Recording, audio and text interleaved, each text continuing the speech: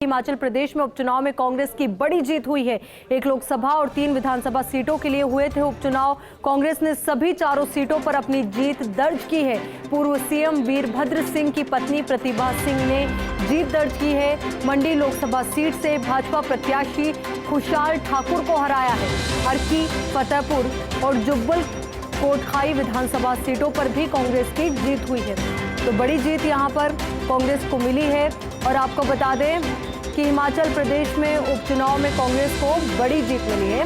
इसी खबर पर ज्यादा जानकारी के साथ वरिष्ठ पत्रकार हमारे साथ शशिकांत जी जुड़ चुके हैं। शशिकांत जी, आपसे जानना चाहेंगे कि इस जीत को आप किस नजरिए से देखते हैं?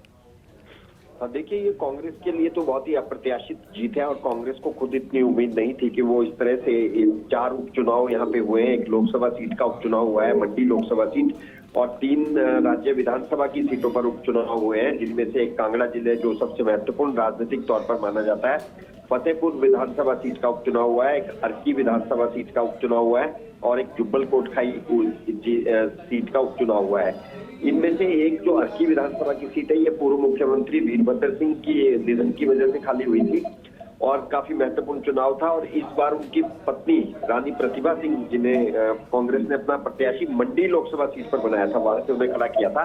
और कहा जा रहा था कि ज्यादा से ज्यादा अगर एंटी इनकम्बेंसी चली भी तो 2-2 सीटों पर चुनाव परिणाम आएंगे। लेकिन अप्रत्याशित तौर पर 4 सीटों पर कांग्रेस की जीत हुई है और निश्चित तौर पर सत्ताधारी भाजपा के लिए यह एक खतरे की घंटी है और चिंतन मनन का इनके लिए एक बहुत बड़ा मौका है कि क्या कारण रहे कि किस वजह से ये चारों ही विधानसभा, 3 विधानसभा और 1 लोकसभा की सीट का उपचुनाव ये हार गए हैं।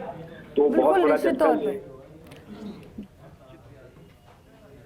शशिकांत जी, देखिए, एक और अहम सवाल आपसे मेरा ये भी है, क्योंकि जिस तरीके से कांग्रेस को जीत मिली है, पर लगातार कांग्रेस यही कह रही है कि बढ़ती हुई महंगाई भी है जो प्रमुख मुद्दा है।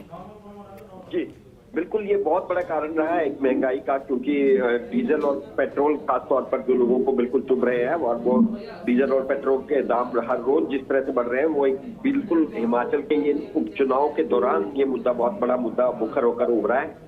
इसके अलावा गैस के सिलेंडर का रेट भी लोगों के बीच मुद्दा बना और उसके अलावा कई स्थानीय मुद्दे भी यहाँ पर हावी रहे। और कुल मिलाकर एक अप्रत्याशित तौर पर कांग्रेस को भी जिस चीज की उम्मीद नहीं थी और माना यही जा रहा है कि इसमें कांग्रेस का से ज्यादा कारण जो है बीजेपी से जुड़े मुद्दों के भी रहे हैं, क्योंकि बीजेपी जिस तरह से महंगाई पर नियंत्रण नहीं कर पाई और कुछ दिनों के दौरान बीजेपी की महंगाई के कारण जो छवि खराब हुई, उसका असर हिमाचल में पहली बार देखने को मिला है।